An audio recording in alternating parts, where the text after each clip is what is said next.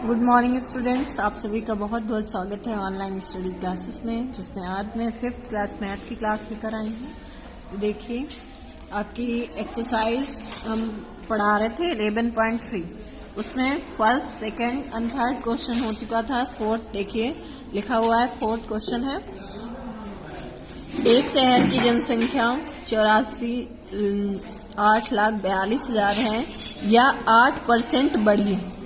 अब जनसंख्या क्या है? पहले की जनसंख्या दी गई है और 8% बढ़ने के बाद जनसंख्या ज्ञात करनी है, वो पूछा गया। तो देख लेते हैं। सबसे पहले हम लिखेंगे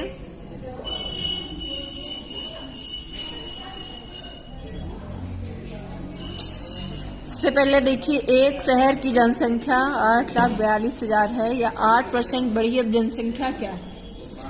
एक शहर की जनसंख्या बराबर लिख लेंगे, जो जनसंख्या दी गई 8,42,000, बढ़ी हुई जनसंख्या बराबर 8% बढ़ी, 8% लिख देते हैं।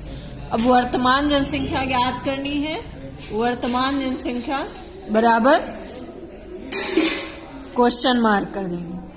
तो इधर हो गया 8 बटे हो गया 100 गुणे 8,42,000।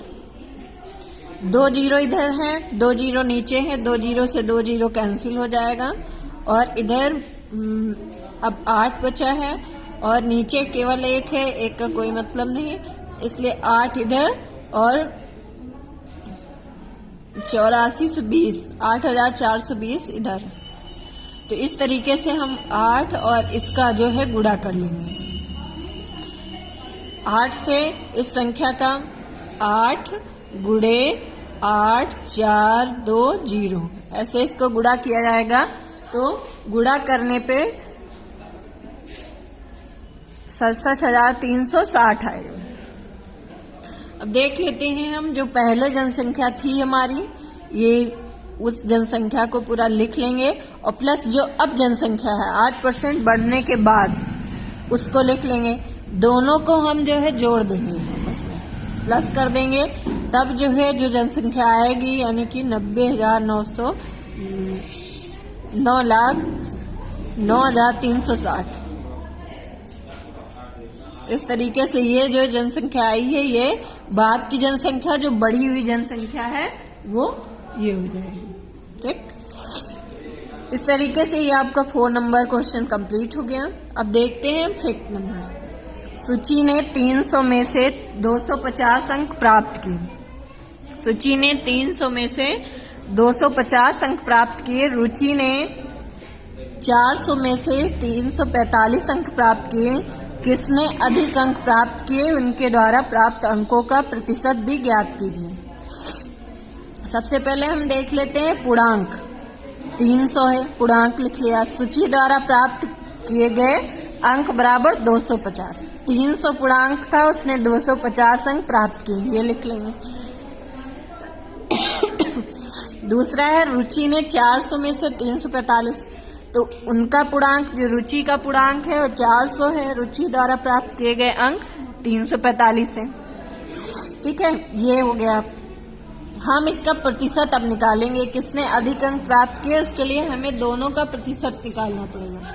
सबसे पहले हम रुचि द्वारा एक पहले वाले का प्रतिशत निकाल लेंगे। तो 250 में से 300 रुचि द्वारा प्राप्त किए गए अंकों का प्रतिशत बराबर 250 बटे 300 लिख देंगे, गुणे हो जाएगा 100। 1 जीरो से इधर जीरो कैंसिल कर देंगे, 1 जीरो से ऊपर नीचे जीरो कैंसिल कर देंगे। 25 का इधर 10 से गुणा कर लेंगे, 250 आ जाएगा। नीचे केवल 3 बचा हुआ है, 3 जो है इधर लिख लेंगे। अब जब है 3 से इसको भाग करेंगे हम, तो 83.3% आएगा। अब देख लेते हैं रुचि द्वारा प्राप्त किए गए अंकों का प्रतिशत। तो इसमें 345 अंक उसने प्राप्त किए थे 400 के पूर्णांक में। 345 ऊपर लिख देंगे, 400 नीचे लिख देंगे। अब जो है 100 से इसको गुणा कर देंगे दोनों संख्याओं को, 2 जीरो से 2 जीरो कैंसिल हो जाएगा। 345 है, इधर 1 है, 345 का 1 से गुणा 345 हो जाएगा। बटे में इधर 4 है, 4 से 345 को हम भाग कर देंगे तो 86.25। अब हमें पता चल गया, देखो यहाँ पे 83.3 है, यहाँ 86.25। प्रतिशत देखो, यहाँ पर पूछा गया है किसने अधिक अंकों का प्रतिशत ज्ञात कीजिए। किसने अधिक प्रतिशत अंक ज्ञात मतलब प्राप्त किए, तो 86 वाला यानी कि रुचि ने अधिक अंक प्राप्त किए। ठीक है, इस तरीके से परसेंटेज निकाल के हम देख लेंगे, दोनों का कंपैरिजन कर लेंगे तो हमें पता चल जाएगा कि रुचि के अंक जो हैं वो 86.25 हैं और उसका जो परसेंटेज है वो 83.3 है। तो इससे 3% ज्यादा है, इसलिए इनके अंक ज्यादा। ये हो गया 5 नंबर आपका क्वेश्चन। अब आगे देख लेते हैं 6 नंबर 6, जिसमें एक महीने के 24 कार्य दिवसों में से सुरेश विद्यालय से 4 दिन उपस्थित था। सुरेश विद्यालय में 4 दिन अनुपस्थित था। महीने में उसकी अनुपस्थिति का प्रतिशत ज्ञात कीजिए। तो देख लीजिए, इसमें 24 कार्य दिवस बताए गए हैं, विद्यालय में 4 दिन अनुपस्थित था। देख लेते, एक महीने में कार्य दिवसों की संख्या बराबर 24 दिन, फिर अनुपस्थित 4 दिन, तो 24 से हम 4 घटा देंगे तो उपस्थित हो गए 20 दिन। तो इस तरीके से इनकी उपस्थिति 20 दिन रही। महीने में कुल दिवस 30 मान के चलेंगे, 30 हो गए। महीने में उनकी उपस्थिति का प्रतिशत ज्ञात करना है हमें, तो 20/24 कर देंगे गुणे 100। 20/24 गुणे 100। तो इस तरीके से 20 से 100 का गुणा करेंगे तो हो जाएगा 2000, और जो है 24 नीचे इससे भाग कर देंगे इस संख्या को, तो 83.3% जो है ये आ जाएगा। उपस्थिति उसकी जो रही है वो 83.3% रही, कुल उपस्थिति बराबर।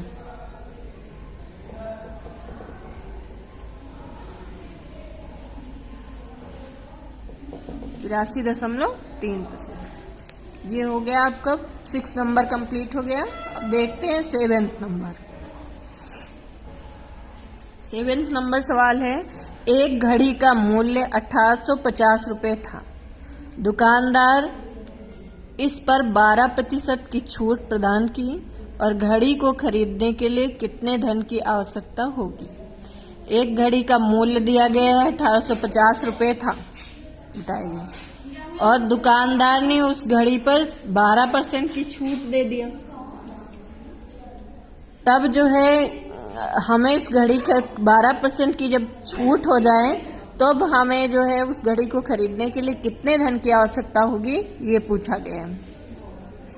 तो देख लेते हैं, घड़ी का मूल्य दिया गया है, घड़ी का मूल्य लिख लेंगे 1850 रुपए। ठीक, छूट दी गई है कितने प्रतिशत की, 12% की दी गई, 12% छूट लिख लेंगे।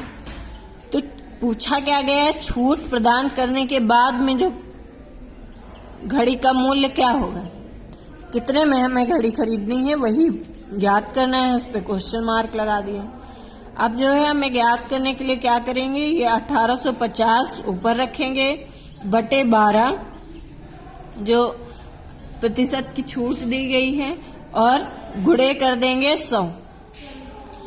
12 ये जो 12 है इसको ऊपर रखा जाएगा, 12/100 गुणे 1850, ऐसे इस फॉर्म में लिखेंगे। 1 जीरो से 1 जीरो कैंसिल कर देंगे। यहाँ 12 है, यहाँ 185 है, बटे में है 100। 1200 को 185 से हम गुणा कर देंगे। जब 12 को 185 से गुणा किया जाएगा तो 2220 आएगा। यहाँ पे आप देख रहे हैं कि 10 है, 10 लिखा हुआ है, तो हम जो है 2220 आया है, इसको गुणा करने पर यहाँ पे लिख देते हैं 12 गुणे 185 बराबर 2220। ये जो 10 बचा हुआ है इसको नीचे लिख देंगे। 10 से हमने इसको, चाहे यहाँ से 1 जीरो से 1 जीरो कैंसिल कर दो, तब भी 222 बचेगा। यहाँ 1 है, 1 का कोई मीन्स नहीं, तो इसलिए चाहे ऐसे कर दीजिए आप, चाहे भाग करके लिख लीजिए, दोनों तरीके से वही आएगा। तो 1 0 से यहाँ 1 0 कैंसिल कर देते हैं, बचा है 222, तो 222 आ गया। अब देख लेते हैं हम, इतनी छूट हुई, अब हमें छूट पता चल गई कि इतने रुपए की उसने 12% छूट दिया था, तो पैसों में हम देखेंगे तो 222 रुपए की छूट दिया। अब घड़ी का मूल्य ज्ञात करना है हमें, तो अब घड़ी का मूल्य बराबर जो है 1850 पहले था, 1850 लिख देंगे, 12% की कमी यानी कि 222 रुपए की कमी हुई, 222 लिख देंगे। 1850 माइनस 222, जब 1850 को हम 222 से माइनस करेंगे, इधर 1850 लिख दीजिए, माइनस 222 माइनस कर दीजिए, तो जो है 1628 याद है। तो हमें पता चल गया कि 1628 रुपए जो है 12% की छूट अगर दी जाती है, तो बाद में जो घड़ी का मूल्य होगा वो 1628 रुपए होगा। तो इस तरीके से आपकी ये एक्सरसाइज कंप्लीट होती है।